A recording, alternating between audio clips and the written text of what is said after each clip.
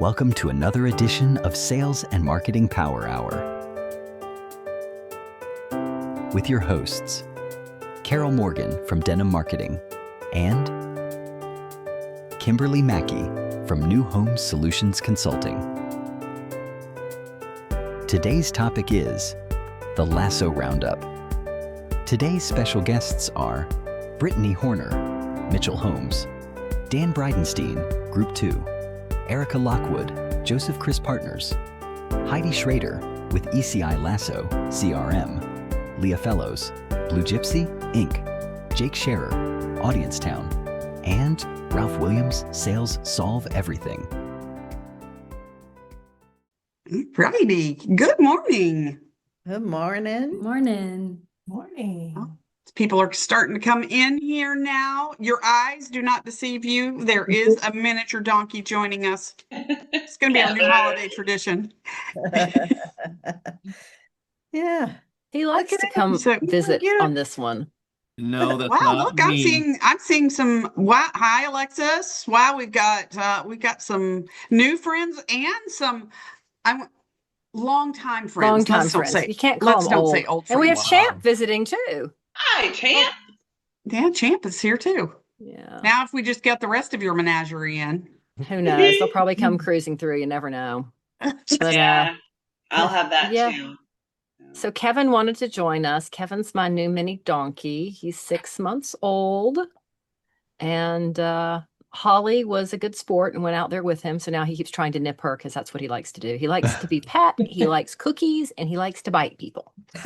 So he has his own Instagram. He's a teething baby. That's what babies do. It's not teething. Hey, Kelly.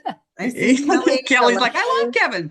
Oh, we all love Kevin. No, Kevin is an unfixed male at present, which is why he does what he does. But he just got to be a little bit older, then we'll take care of that.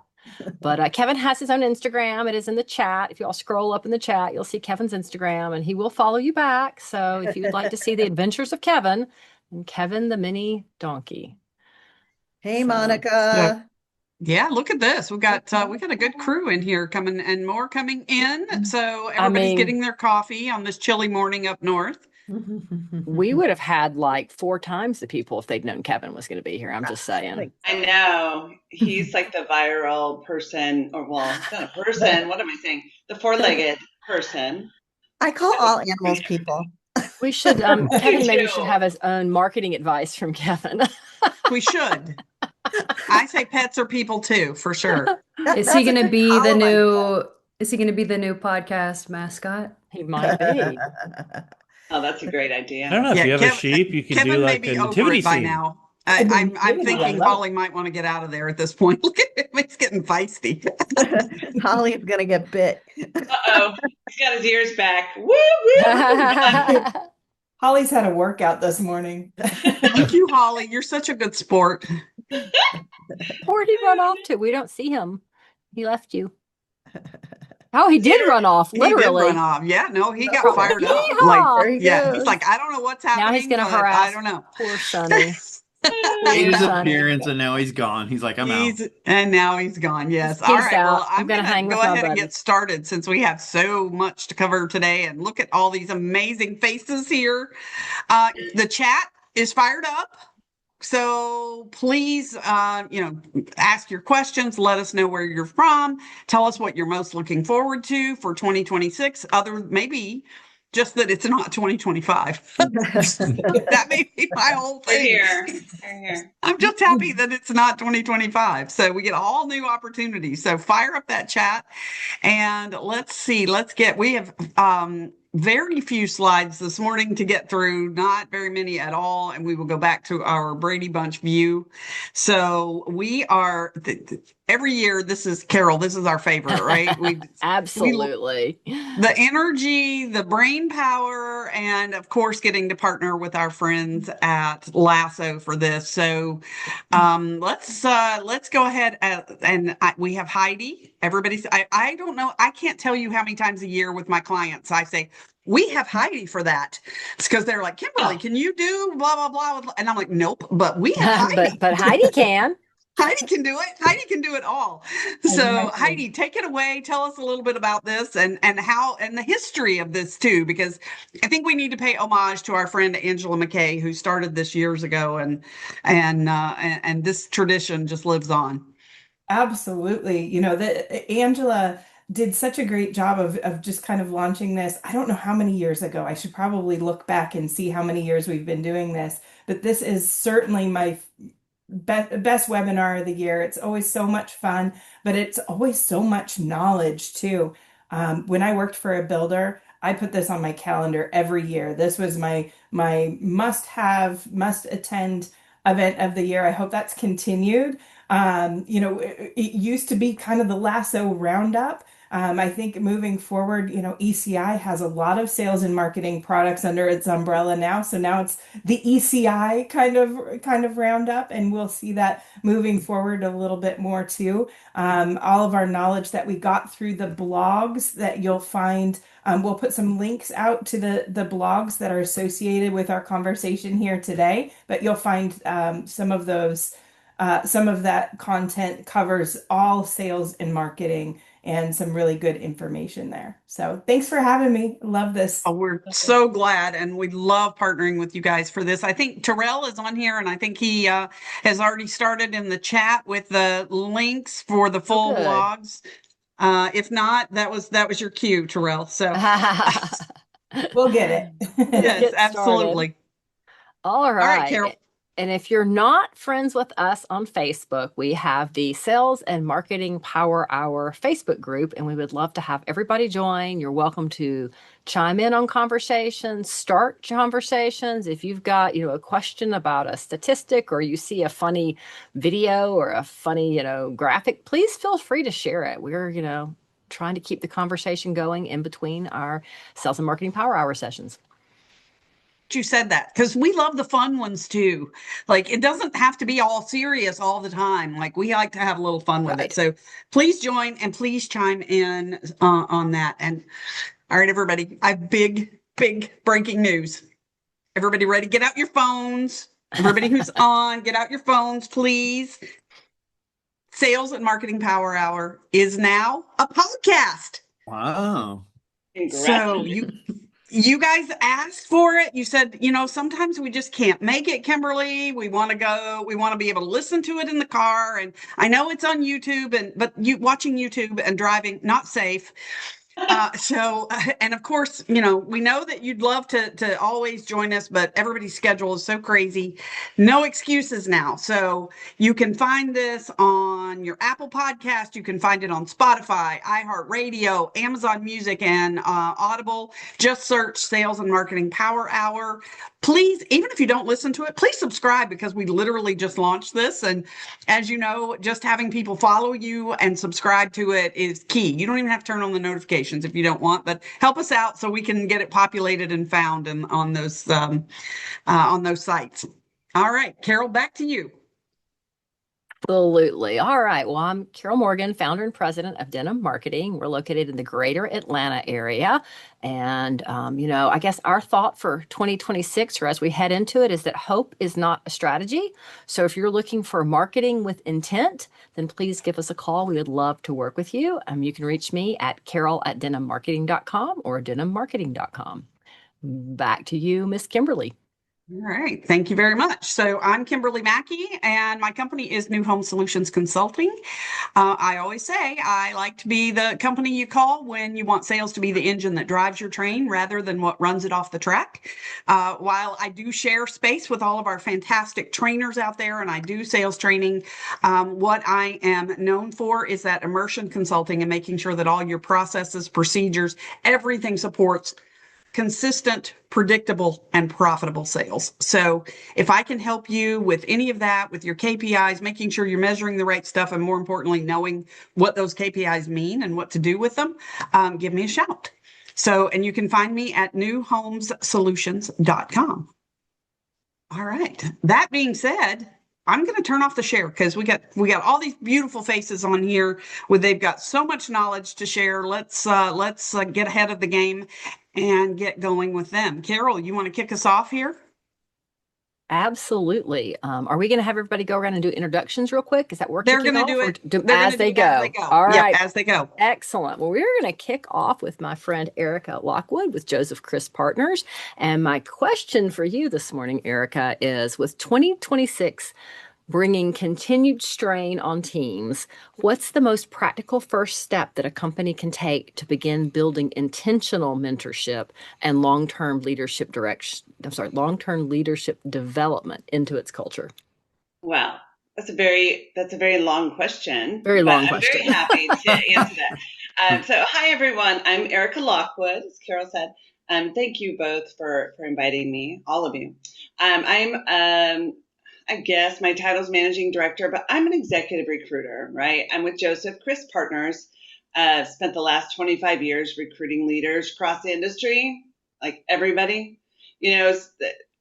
Everybody. It's been a long time. So if there's anything I've learned, operational excellence is built on people far more than process. You can have great processes, but the people really make the difference, right? So, and you can find me on LinkedIn. I mean, you can Google me. If you find something weird, let me know. No, but to answer your question, Carol, when I wrote the piece for the blog, and mine is on the operations side, everyone. But it came from a very real place for me personally. But because behind every title and KPI, as Kimberly was mentioning, those three letters, there's a human doing their best with the runway that they have just that day. That's all we have, right? And some days the runway is long, and some days it just disappears, right?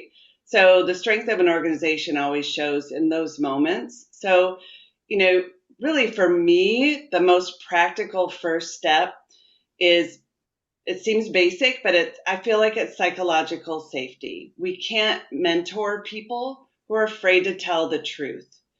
If someone thinks that saying, I don't know, or I'm overwhelmed will make them look weak or hurt their future career opportunities, mentorship dies before it even begins. So step one is building a culture where people feel safe enough to be humans. And that's where leadership development actually takes root, in my opinion. So the second step is to mentor your mentors. Most leaders in our industry, they were promoted for performance, not because they were ever taught how to develop others. You can't scale leadership if your leaders haven't been led. So pour into them first. Give them coaching skills, communication skills, confidence to show up for their teams, especially on the days where the runway disappears. So if you get those two things right, emotional safety and leader readiness, I really believe mentorship stops being a program and it really becomes part of the culture. That's your home run. Drop. Yeah, absolutely. And if you haven't read her post, guys, you really have got to read this because it's phenomenal. And teams right now are so scared. Yes. Mm-hmm. And that means companies get scared because your company is your people, right? And they get scared and people are stuck. And without having this culture of being able to speak up and say, hey, can somebody help me with this? Mm-hmm. That should be job one, I think, with any company. Yeah. Mm-hmm. I like your comment about runway and how much runway somebody has. Like this morning I got up extra early because I have like 10 things I need to get done today, right? And I thought I was going to just jam through all of them. And then my very first call, it was scheduled, completely derailed my entire morning. So I feel like and it's stuff that needs to happen, but I'm like, so my runway derailed. Right. And now I'm trying to it's like, now can I really get the rest of these things done? I've gotten 2 of them done. There's 8 more. It's true. Yeah. It's like, we have to de-ice the plane now, Carol. Exactly. The plane is a little frozen. No, that is very true. And, to the point of, talking about leaders is, people don't become leaders by hiding their hard days.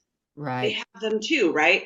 they navigate them with support. They need to have the support also.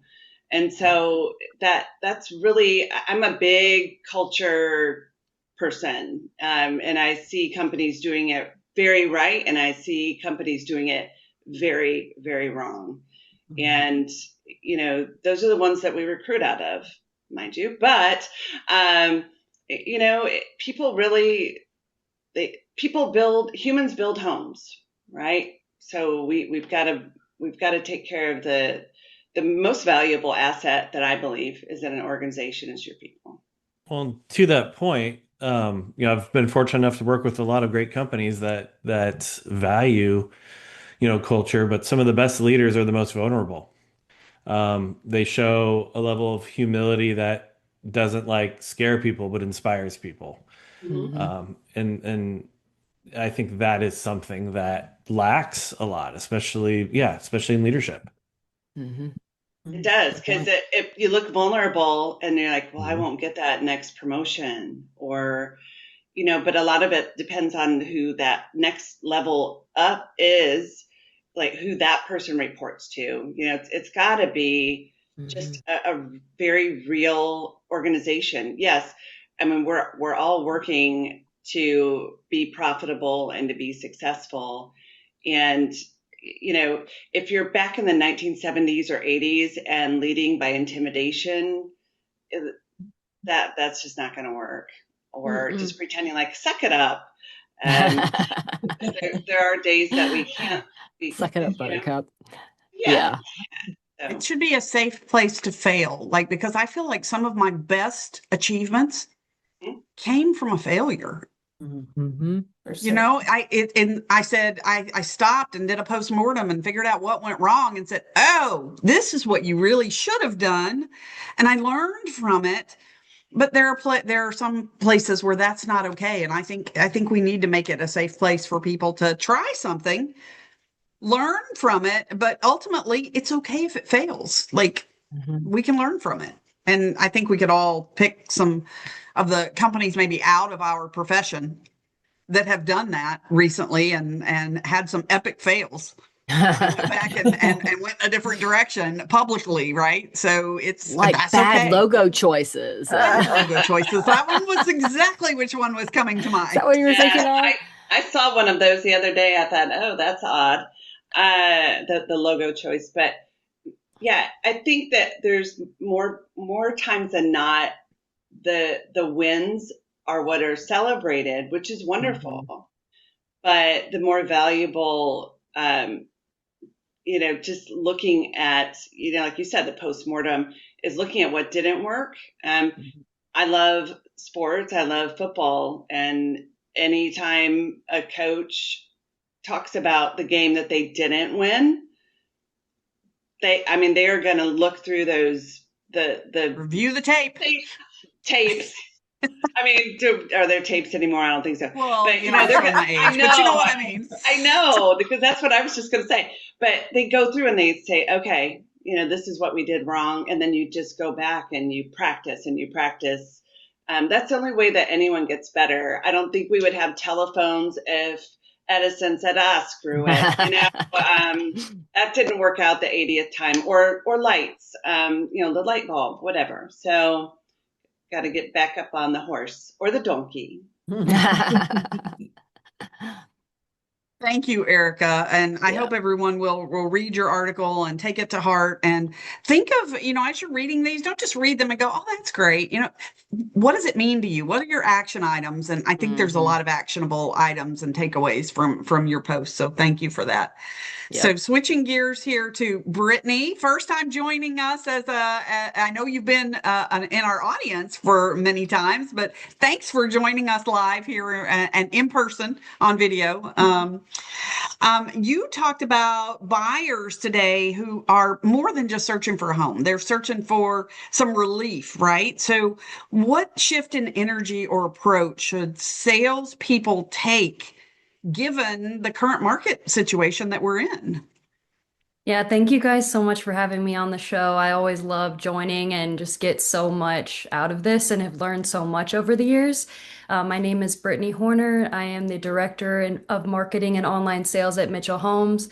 We are an on your lot builder across Virginia, North Carolina, South Carolina, and Southern Maryland. So for the past 7 years, I've been building both departments from the ground up and just learning so much along the way. But y'all, here's really the play for how you can check your energy and start giving buyers that relief that they're desperately looking for in this unstable, just uncertain world that we're living in now. So let's talk about pre-appointment, right? First impressions win. Your words, your tone, your body language, they're your company's brand. So roll out a red carpet welcome for the buyer, send them a brief video email before the appointment, let them see your face, hear your voice, and feel your energy early. That's how you're going to start building that trust with them. So during the appointment, if you show up warm and grounded, your presence should lower the threat level the moment the buyer meets you. And I say should, so keep that. So they've already seen you virtually through the video email also. So if your OSCs, if you have that program established at your organization, if they set that appointment, start your meeting by reinforcing what they learned pre-handoff. When a buyer feels like your team's aligned, they automatically feel seen and supported. That says so much. And then think about post-appointment. Here are some things you can do. Think about speed and personalization. And the just checking in, just following up, it's not going to land anymore, y'all. So try this. Try saying like, and maybe it's a text. Maybe it's just a simple phone call. Hey, I was thinking about you and I had an idea. That's what buyers want. They want ideas and it's personal, it's curious, and it keeps the relationship growing, that momentum we're talking about. And then above all, y'all, just focus on how you make people feel. And I think that starts with staying disciplined to look inward and having the appetite to grow your self-awareness every day. Humans, we all can agree here. Like we remember clarity and calm, and the person that made such a complicated process and overwhelming process feel easier. So, really be the salesperson that gives them the relief that they're looking for, and it's uncommon. Give them that easy button. Yeah. Yes. You never know what to find on my desk. I was also thinking, be like Kevin, be warm and fuzzy and friendly. I Don't think bite. that's so good what you said about just checking in or to say I have an idea is so powerful. To say I was thinking about you, that's such a great tip. I mean, that Yes. becomes personal and personalization versus something that's just canned and rote repetitive checking in, That's Yeah. very good. Thank you. The automation, I would really stay away from it.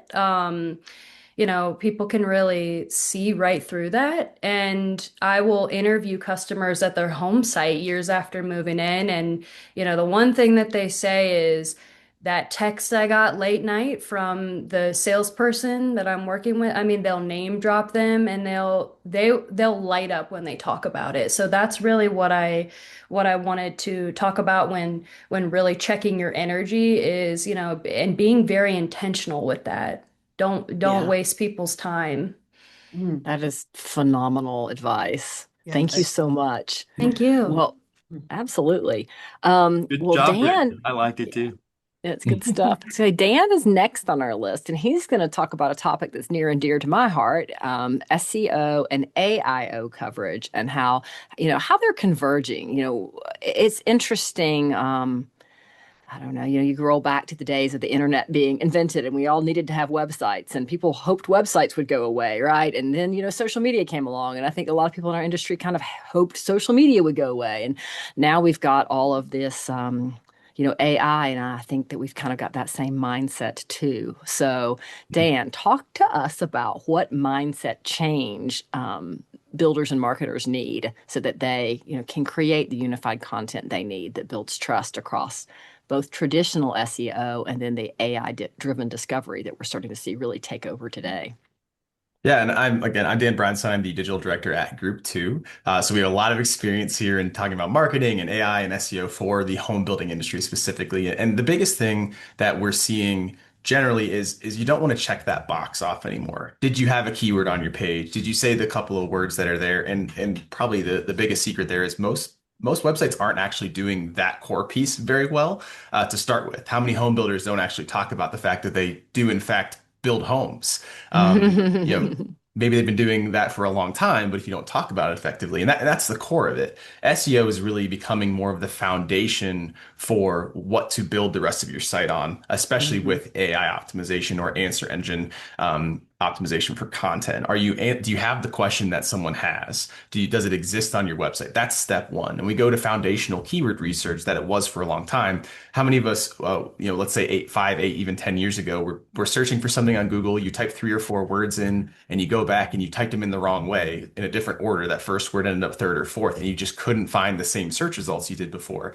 That's still the foundation. That's still how a lot of search engines work, even on the ads platforms with Google Ads and such, which is changing soon. Their AI Max campaigns are coming out, but that has shifted now. People want to have quality answers. They want to create understanding, and our job is to generate that trust with them up front. Your website is really needs to be treated as part of your sales team. It is your 24/7 sales team member. If you don't treat it like that, if you don't invest in it like you would training for other people, the actual staff and humans that you work with, it's not going to benefit you. And so are you answering the questions that someone might have and then giving them more quality information beyond that? Are you talking about more benefits of living in a certain school system, up the quality of the vendors that you choose? Those are all types of things that take you a step deeper beyond just having a page that says about us and about our community and about this.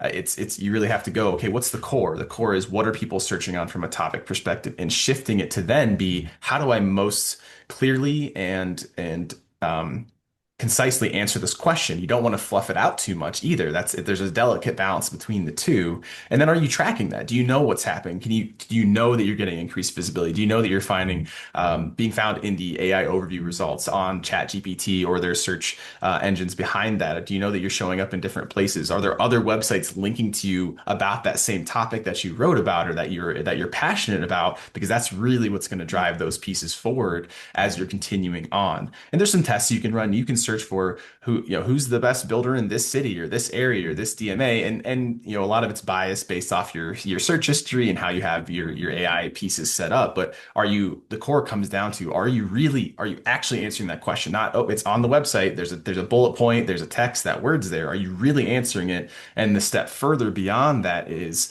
are you answering a question that someone did not know they had or that they should have had? Because if you're answering questions that they go, oh, I didn't know I should think about that during the build process. I didn't know I should ask my sales representative about this. I didn't know that this is an important part that going into this whole process, especially if someone's not bought a home before in the same way. It's a huge piece. Do you have new home buyer information? Do you have, hey, you bought a home before, here's why you should work with our team on this, and then set your team up for those successes down the road. As an agency, as a full service marketing agency, our job is to connect builders with the most qualified people out there. And sometimes that content on your website needs to be the qualifier, not just the words on there. So are you one, creating visibility so you're seen, not just in traditional searches, but on these AI engines and answer engines? And then, do you have the actual quality of content to back it up? Because someone will look at your answer to a question and look at another website's answer to that same question. And if they think one is better, they're going to start down that path with them until they hit a stumbling block, until something on that other site or at that other company trips them up. And then they'll go, well, let's go back to that second option. But who really wants to go to your second option? That's just never something anybody wants to do. So that's really the core of it. SEO is still the foundation. AIO and AI optimization really builds on top of that from a quality perspective.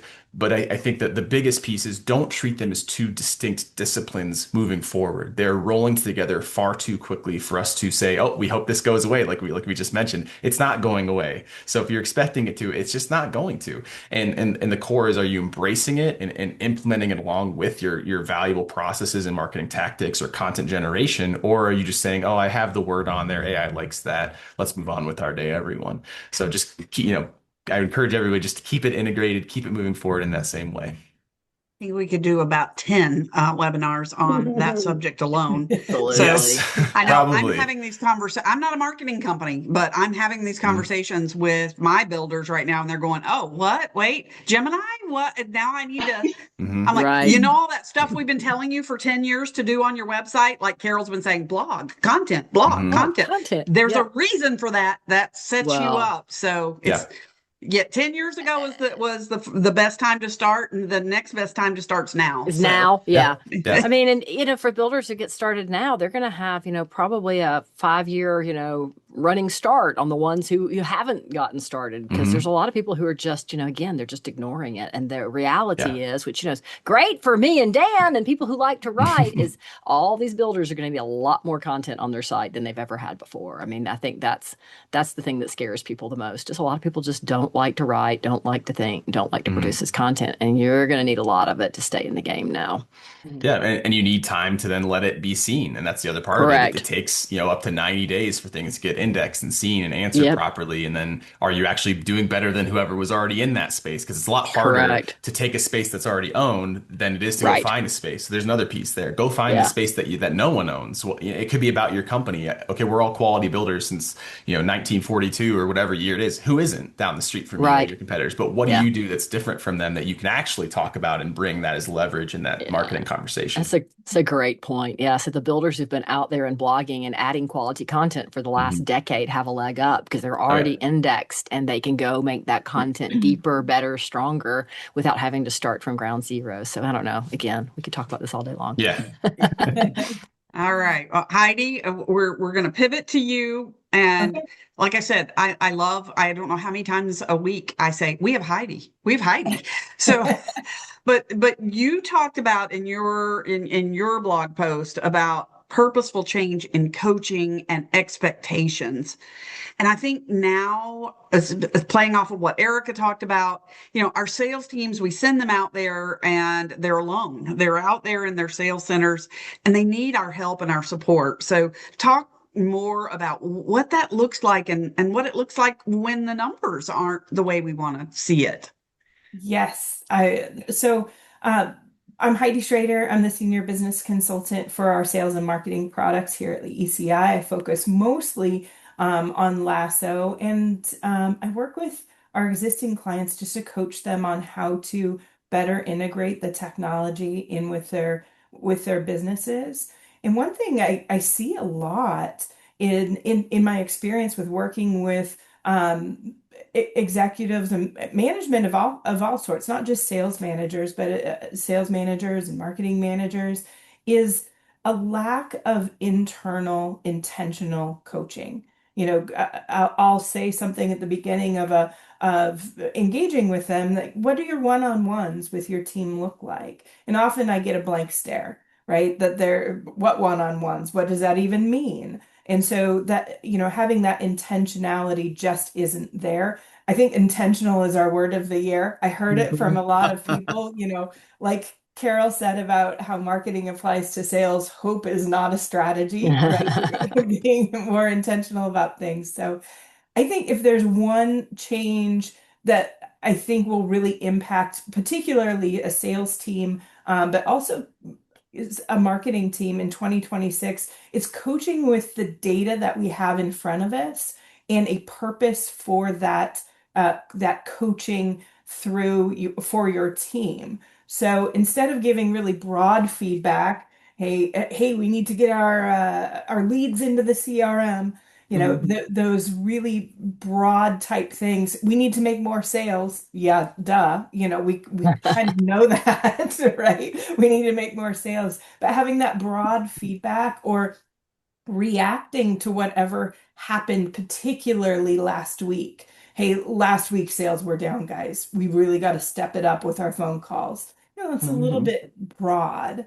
But start looking at that CRM data and look at what's actually happening and what we're actually doing within that data to engage the buyer. So things like how quickly we're responding, where that conversation with the buyer is maybe stalling, which follow-up touch points are getting the most engagement and traction, and use those particular things to pinpoint one skill that each salesperson needs to build themselves up to the next skill, right?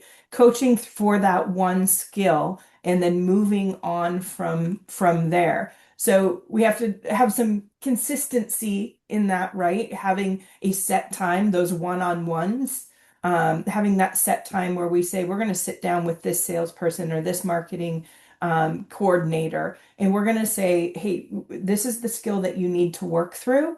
And I can see this in the data. Let's look at it together, and then coaching through that. So not once a quarter and not when there's a problem, but every week or every other week in small, really intentional doses.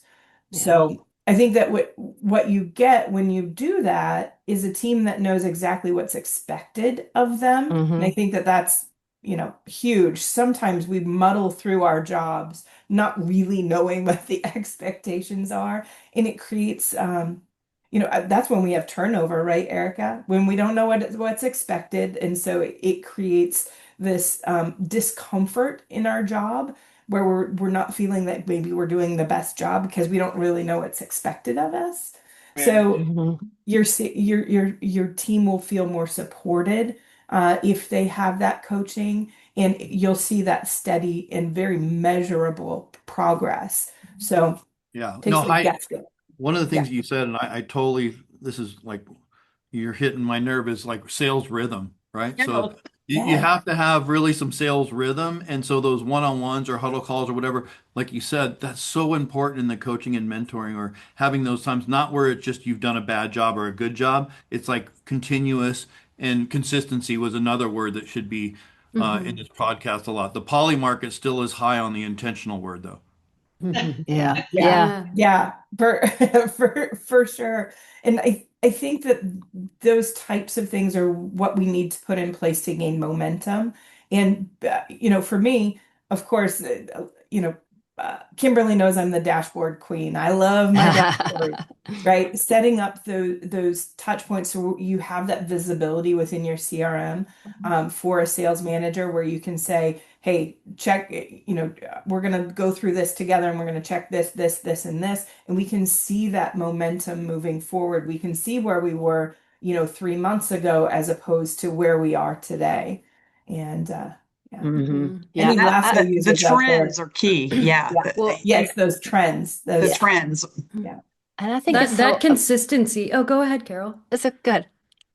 That consistency too. I mean, if you're meeting with your team same time every week, I would recommend that, because then they're getting that energy and support as a manager and leader that they're craving, they're looking for. And then the objections can be constantly turned into opportunities, and they're not falling through the cracks because you're not meeting once a month, once every couple months. It's that rhythm that you're speaking on, Ralph. Yeah.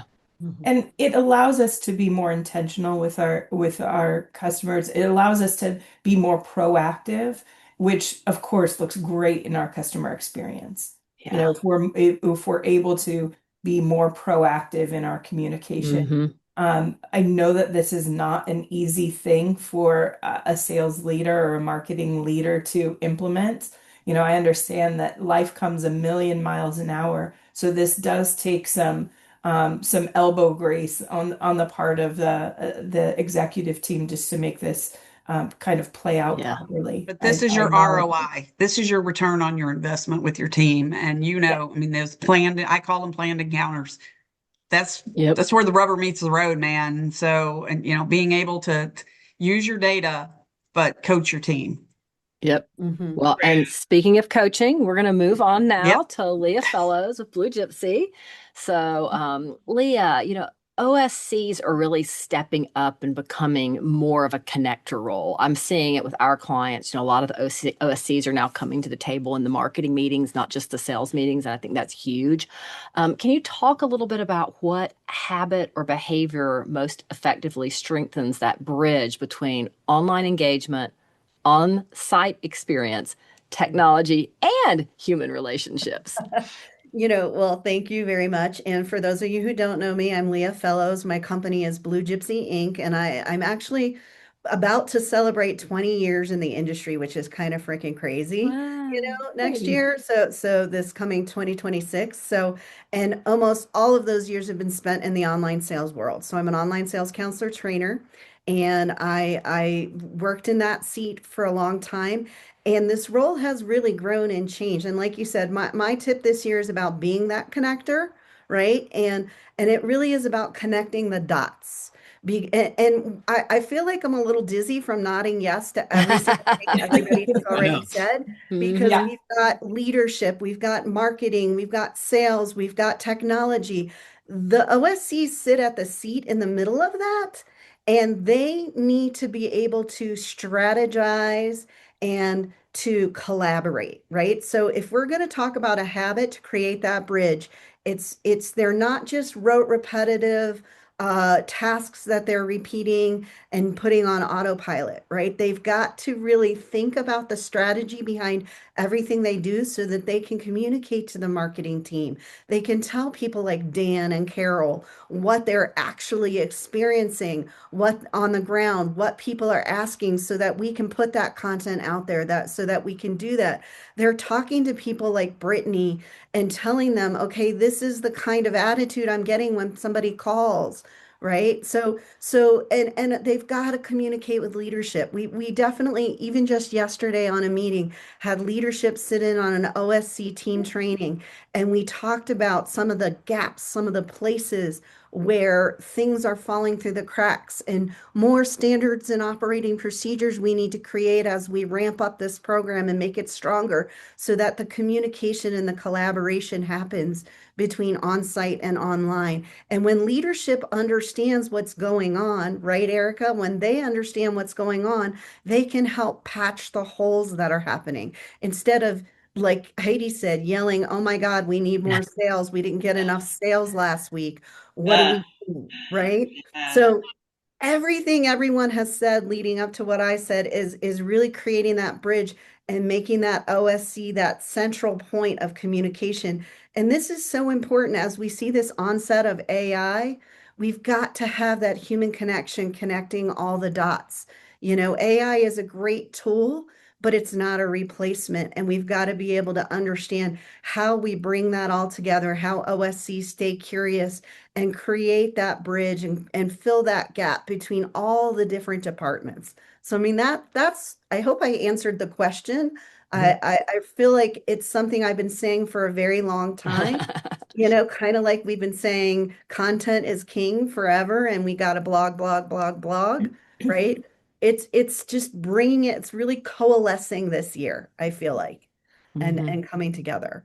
It does have to all come together. So, which is now we get to pivot to Jake, who's first time also on the program. So, Jake from Audience Town, thank you for joining us. And in sales, and when we're tasked with making those conversions, it's super important that we have the right people in front of us, and so that we're getting people who are ready, willing, and able, or ready, willing, and working on able at a very minimum, right? Talk to us about how that emphasis on really connecting with those people and uncluttering all this noise that's out there happens. How do we do that? Yeah, so hey there, everyone. I am new to this group this year and this year-end event, but I am not new to the industry.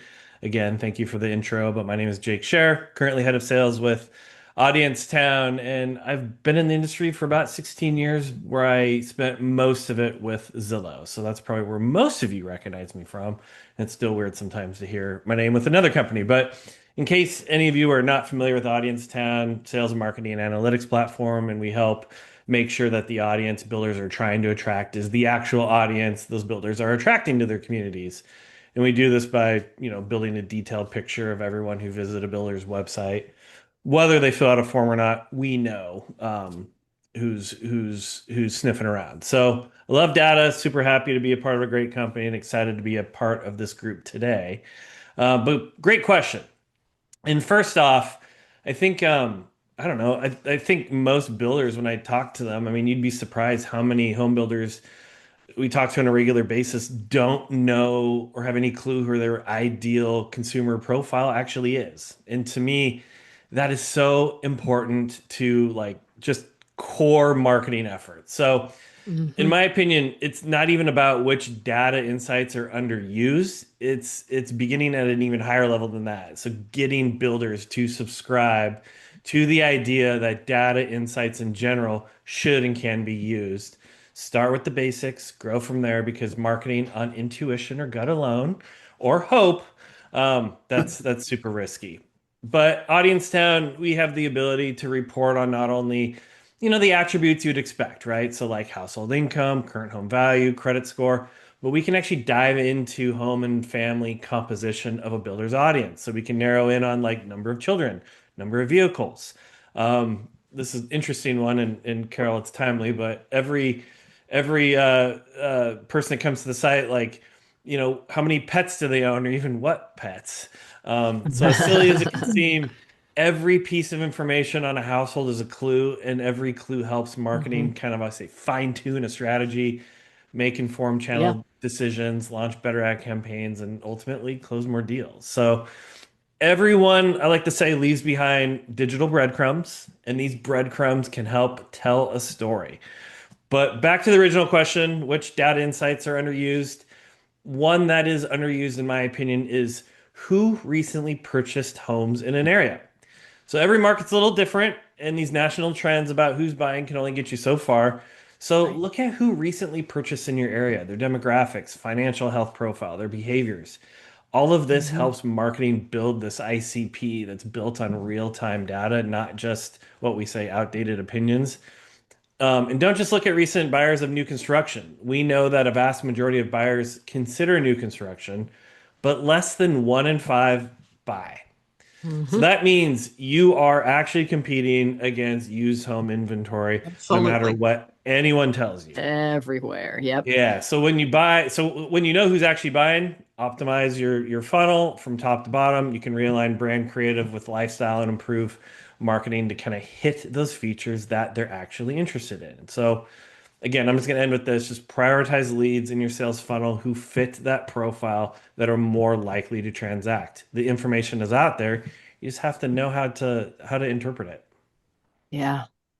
It's still a little scary to me that how much Yeah, of our digital footprint we leave out there, I but we know. are leaving Kimberly, it. you shouldn't be scared. yeah.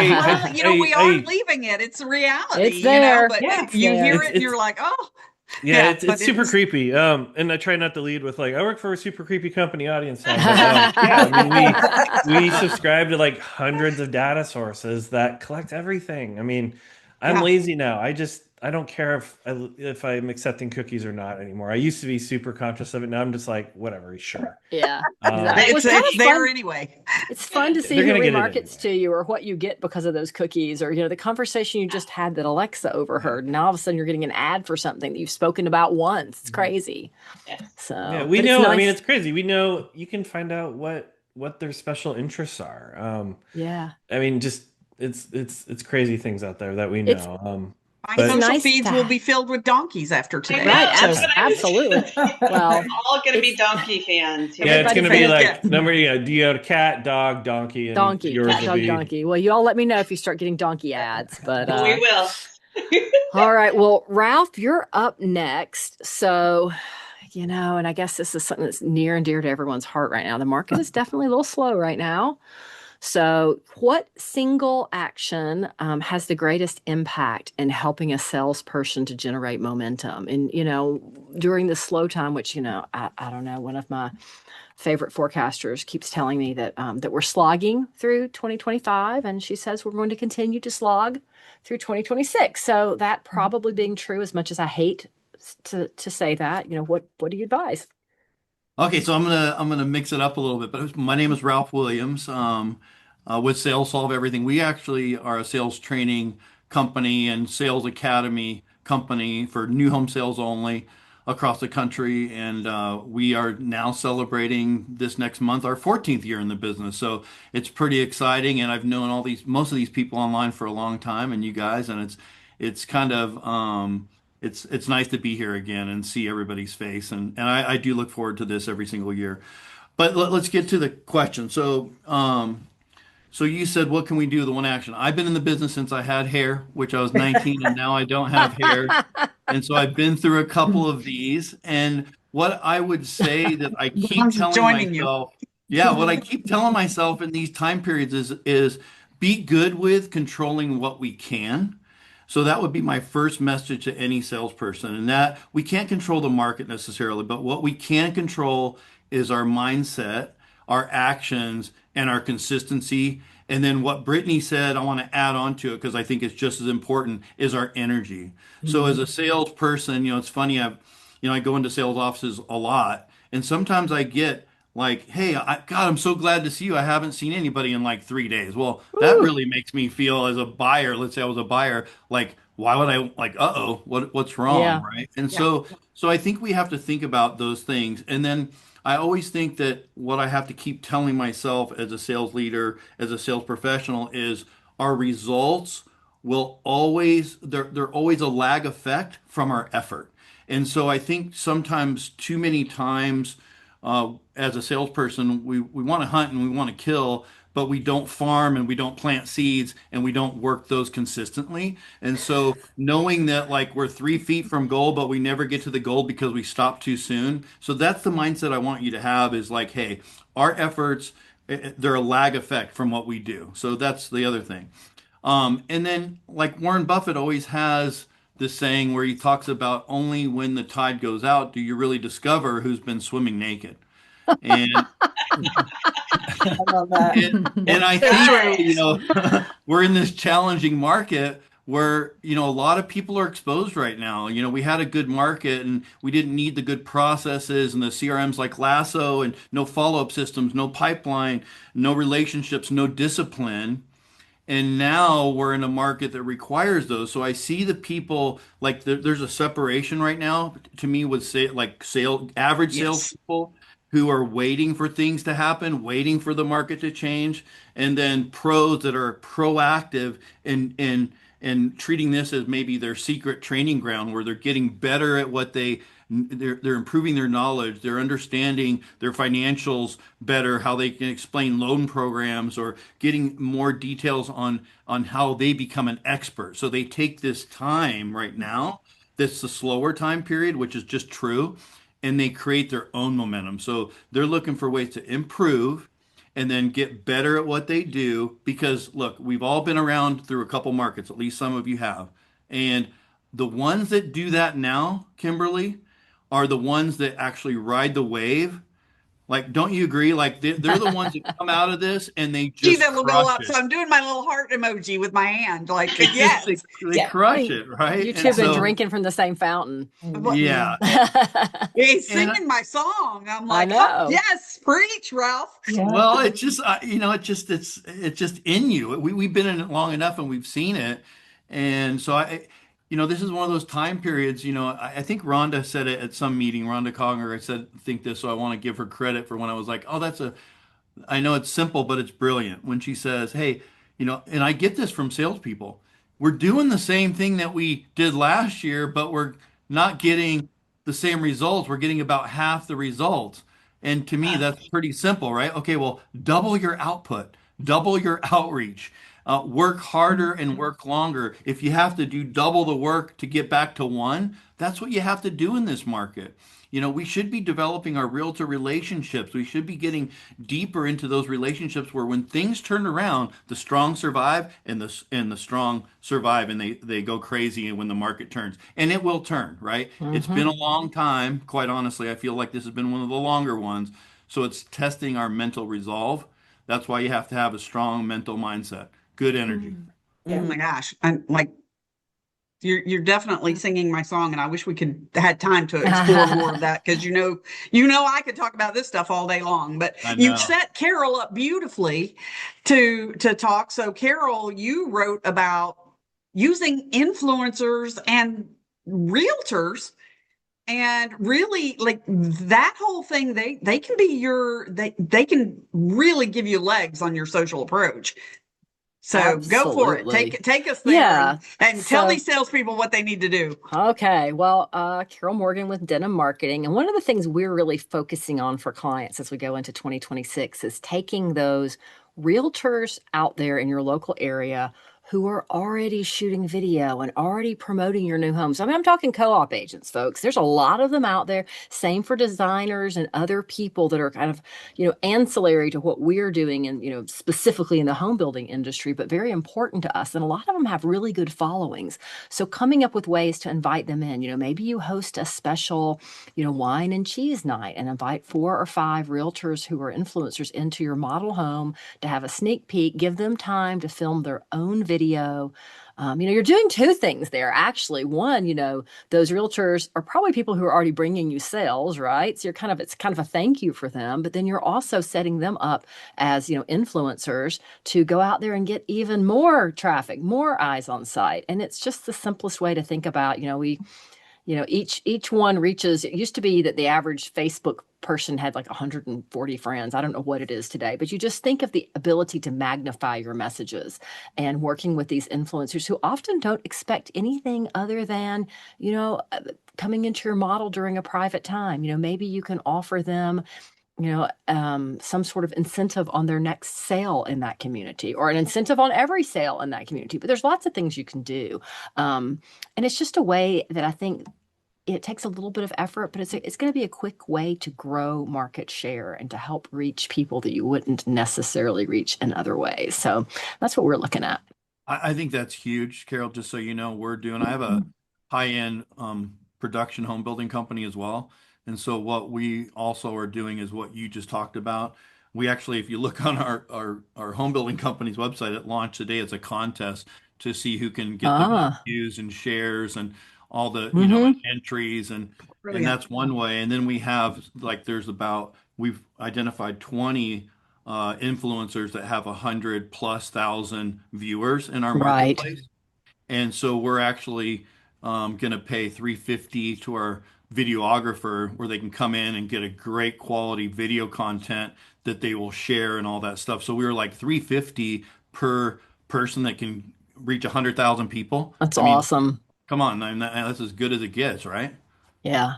And I think just imagine if you had, during the holiday season, all of your home buyers do a contest where they shared all of their decorations, and they tried to go viral on the internet with the pictures, the videos of their own homes in your community. I mean, just think how you could utilize that and ride that wave, something like that. Yeah, so many good ideas. Well, I want to make sure Kimberly has time to go before we wrap up. So, again, looking at 2026, what behavior shift most effectively will restore confidence, build momentum, and help sales advisors move all these buyers who are sitting on the fence forward? What do we have to do, Kimberly? Well, I'm going to chime into the energy that Brittany and Heidi and Ralph and Erica are laying down out there. So I wrote my post basically as a letter to salespeople and to sales leaders, because what I'm seeing out there is, it's kind of like a tale of 2 markets. You've got whether you think you can or you think you can't, you're right. And I'm seeing that with the sales leaders and the salespeople. I've got salespeople in the same community, some selling 3 and 4 a week. Yes, in this market with all the competition. And guess what? No incentives, because they're selling 3 or 4 weeks. So we don't need incentives in that community, because the salesperson is making it happen and making people believe they can do it, and working hard with her lenders to find the program that's right. Because buyers don't believe either. They come in, they have aspirations. Your job right now is to get unstuck, help your buyers get unstuck, and show them this pathway forward. And, many of our salespeople have been in this industry since 2019. They've only been in that long. Think of everything that's happened since 2019. I mean, helter skelter. Like, we've been up, we've been down, we've been sideways, we've had pandemics, we've had, the list goes on. Like, it's just not normal, right? Yeah. And so these people have never experienced a time where we had to make those connections, get personal with people. So sales leaders, that's our job. I know you have administrivia and you hear me talk about administrivia like a broken record, right? I am the queen of KPIs. Heidi will tell you, I want my dashboard perfect, and more data is better. But the question is, how do you identify those trends? What does it mean? And if you've got a salesperson struggling on your planned encounter, or they're trying something new, like, slow down. Stop making it about, oh, well, you got this many sales, you contacted this many just the number. It's what goes behind those numbers. Look at those trends and how can we support that salesperson through so that we can get them to make that breakthrough. I mean, with my teams that we're working with right now, we're ranking them based on where they are. Are they hitting their goals? Are they hitting their numbers? What level of support do they need? Not so we're going, okay, they're A's, B's, and C's, and the C's are on their way out. How do we take the C's and make them B's? What do they need? So we can get real strategic based on that. Because I've got some new C's. I've got people working 2 jobs to try to break into this industry. That's a whole different level of dedication. This is a fantastic opportunity for people, and it's life changing. And if you're willing to work 2 jobs, first of all, you shouldn't have to work 2 jobs to break into this industry. That's a whole other conversation we could have. But you've got people who really want to make it work. Let's help them. Let's support them. Let's raise them up and get them where they need to be. And the only way you do that is by getting out and staying out. So your spreadsheets, they're not giving you all this information. Your people being out in the field, that is where it has to happen. So get out there, and next best thing, if you can't get there, at least get there by Zoom. So, but try to get out there because you're going to see so much that happens in the field. So unstick yourself. That's don't get stuck. Love it. Love it. Love it. That's great. Whew. Oh, Anybody else? That was some gold. So I think our audience is stunned because I haven't seen a comment come across in about 10 minutes. Thank you, Anya, by the way, for the words of support that she was throwing down out there. Anybody in the last minute here want to share one last parting thought? And that can come from our audience too. You guys type in the chat and tell us what you think. My parting thought Let's start with Heidi, because I'm gonna go left to right on my screen here. Heidi, last thought. Plan your plan. Make your plan and play the long game. I love what Ralph said. Play the long game. Yes. Erica? Wait. Am I on mute? No, we can hear you. Gosh, I mean, everything that all of you talked about, it has to do with people, right? So, you can't mentor people or busy pretending to be fine. I said that before. Yeah, just to your point, can really get out there. The worst thing a leader could say is, I didn't know they had kids. I mean, it happens. Yeah. So get out there. Yeah, get to know your people for sure. Ralph?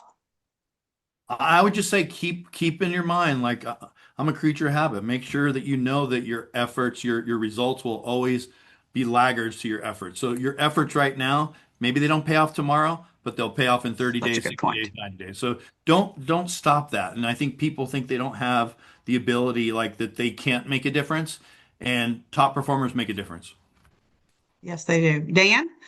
I would say, just from the marketing side, to pair that in too, is what information can you share with your marketing team that's happening on the sales front as that part? Like, what questions are people asking? What is the focus? What home types are people looking for? What are the things that are important? Because when you're crafting anything around that, you have to make sure it matches up with what their expectations are. Love it. Leah? My wrap up and thought is that this episode should always be an hour and a half instead of an hour. Okay. Also just create connection between your departments internally. We are always saying connect with your buyers, but connect internally, really connect the dots, really create some cohesiveness so we're all rowing in the same direction and not at opposing forces. So yes. Yeah, 100%. Jake? I'll steal something from our company, which is just win with what works. Don't reinvent the wheel if you don't have to. Don't make change for the sake of making change. A lot of things work, and continue to iterate and improve, and good things will happen. Wow. Yeah. Brittany. I think everyone is their own creator of a good day. That good day is never going to fall into your lap. It's not just going to magically happen. Look yourself in the mirror every day and give yourself those affirmations, positive ones, and just be intentional with that. And, your every day that you wake up is a blessing. Don't take advantage of that. Give your people that you're in front of just that energy that we're talking about. Love it. And our chat, Tracy says that she appreciates Ralph's comments that salespeople need to help thanks, themselves as well and not point fingers. Grassroots efforts work. Yes, ma'am, they sure do. Carol? Well, Jake and Brittany teed me up for this one. 2025 has been quite a year of change, and change happens. There's not a lot we can do about it, whether it's our personal lives or it's our business or whatever it is, but be willing to embrace change and look for what's new, what's different, what's good, where you can go with that change. And then just, everybody just needs to keep in mind tomorrow is not promised. So find a way to be happy. Love that. Connect with yourself, mentor yourself if you need to. Find a mentor. But tomorrow's not promised. So that's my. Well said. So I'm going to end this by saying, I have an attitude of gratitude, and I'm so grateful for all of you and to know you all personally and be able to personally experience your brilliance and the energy and enthusiasm you bring to this industry. I so appreciate.